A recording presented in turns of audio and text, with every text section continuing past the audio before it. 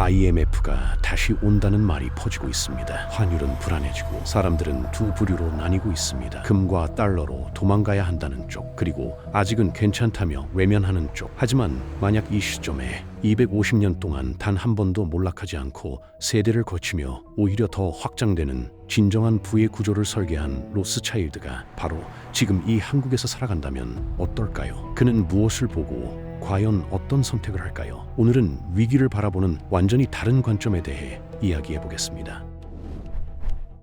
그가 본 건 다르지만 아주 익숙한 상황일 겁니다. 자본주의 국가의 모든 경제 위기는 항상 이 지점에서 시작됐기 때문입니다. 뉴스에선 환율 전망이 쏟아지고 유튜브엔 공포를 파는 영상이 넘치고 모두가 무엇을 사야 하나에만 집착하고 있죠.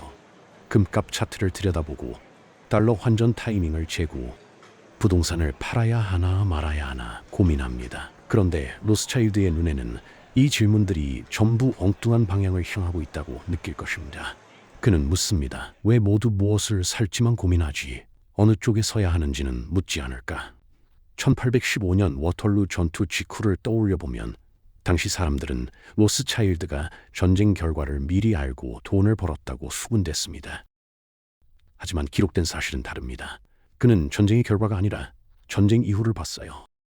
영국 정부가 전쟁으로 부채가 폭증했고 자금 조달이 막힌 상황이라는 걸 정확히 계산한 겁니다.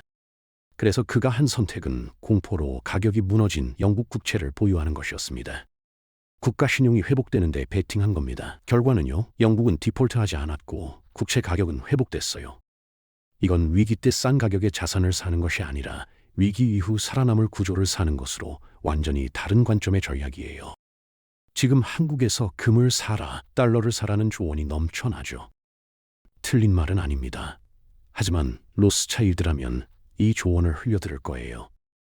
왜냐하면 도피 자산은 위험을 피할 수는 있어도 불을 키우지는 못하거든요. 금은 배당을 주지 않습니다.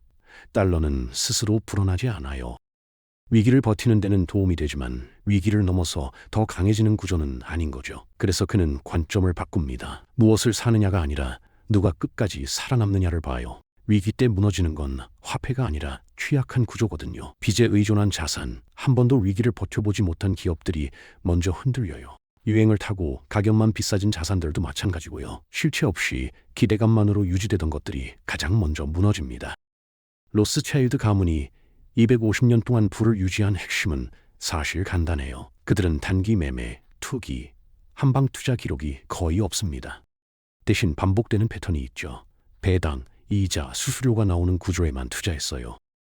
철도 건설 자금 조달, 항만과 운하 프로젝트 금융, 정부 차관에서 이자 수익, 중앙은행 역할에 준하는 금융 파트너십까지요. 핵심은 이거예요. 가격이 오르는 자산이 아니라 매 분기 현금이 들어오는 구조. 로스차일드는 금을 보유하기도 했지만 진짜 돈은 거기서 나오지 않았어요. 금이 오갈 수밖에 없는 구조, 그 통로를 장악한 겁니다. 그렇다면 지금 한국에서 그 구조는 뭘까요? 그는 무엇이 곧 무너질지가 아니라 무엇이 끝까지 남을지를 먼저 분리합니다. 위기 국면에서 가장 먼저 흔들리는 건 가격으로 유지되던 자산이에요. 투기 목적의 부동산, 테마주, 유행산업, 레버리지 구조가 먼저 무너지죠. 반대로 그가 보는 건 사람의 습관에서 빠져나갈 수 없는 구조입니다. 경기가 좋아도 가고 나빠도 가는 곳, 선택이 아니라 반복이 되는 소비. 불안할수록 더 자주 찾게 되는 곳이요. 한국으로 치면 편의점, 통신사, 병원, 생활 필수품 기업들이 그런 구조에 가깝겠죠. 맥도날드를 예로 들어볼게요. 이 기업은 경제가 좋을 때는 확장하고 경제가 나쁠 때는 더 싸게 더 많이 팔면서 점유율을 키웁니다. 위기가 와도 사람들은 밥을 먹어야 하고 오히려 외식 대신 저렴한 패스트푸드를 찾게 되니까요. 금은 위기 때 가격이 올라도 배당을 주지 않습니다. 달러는 스스로 증식하지 않아요. 하지만 맥도날드 같은 구조는 위기 속에서도 현금 흐름을 만들어 왔고 40년이 넘는 기간 동안 배당을 한 해도 빠짐없이 늘려왔습니다. 이게 바로 한 수를 더 내다보는 방법입니다. 사람들이 불안할수록 더 자주 찾는 구조에 들어가는 것. 하지만 여기서 끝이 아닙니다. 이건 방어일 뿐이고 진짜 게임은 지금부터 시작됩니다. 로스차일드처럼 두 수를 더 내다보는 사람들은 위기가 지나간 뒤를 봅니다. 위기 동안 경쟁자들이 도태되고 버틴 기업은 더 큰 시장 점유율을 갖게 됩니다.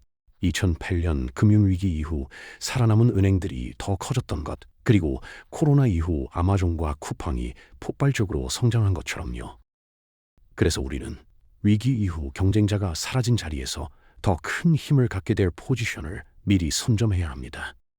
모두가 지금은 버텨야 할 때라고 말할 때 로스차일드라면 다르게 볼 겁니다. 이건 버티는 구간이 아니라 지배 구조가 바뀌는 구간이기 때문이죠. 위기는 가격을 흔들고 구조를 바꿉니다. 이건 투자 이야기가 아닙니다. 생존 이야기예요.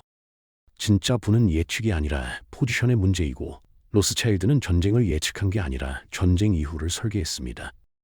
그는 정보를 독점해서 부자가 된 게 아닙니다. 기록된 그의 진짜 강점은 정보 해석 속도였어요. 지금의 이 정보가 6개월 뒤 무엇을 바꿀지를 계산한 거죠.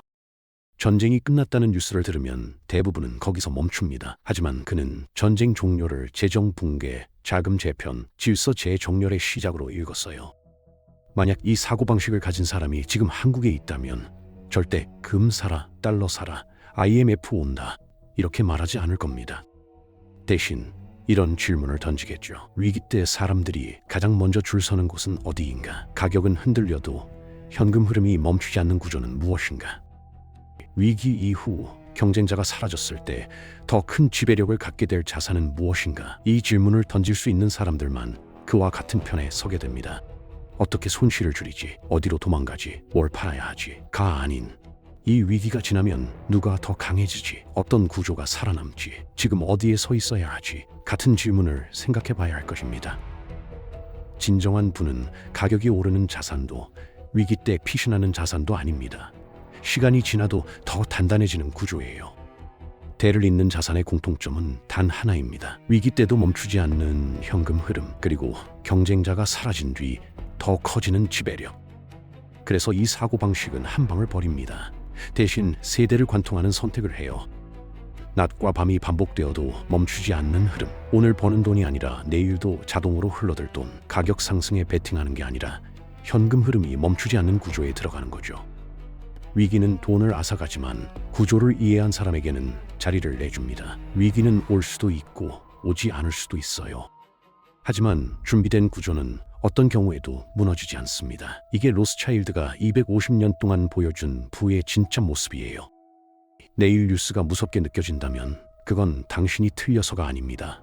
모두가 가격만 보고 있기 때문이에요. 하지만 만약 당신이 금값보다 현금 흐름이 궁금하고 환율보다 지배 구조의 변화가 보인다면 이미 로스차일드와 같은 시선을 가진 겁니다.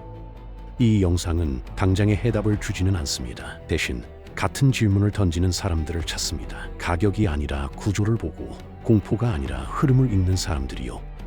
진짜 부는 위기에서 도망치는 자산이 아니라 위기를 통해 더 강해지는 구조라는 것. 그리고 그 구조를 이해한 사람들은 지금 이 대한민국에서 어떤 선택을 하고 있을까요?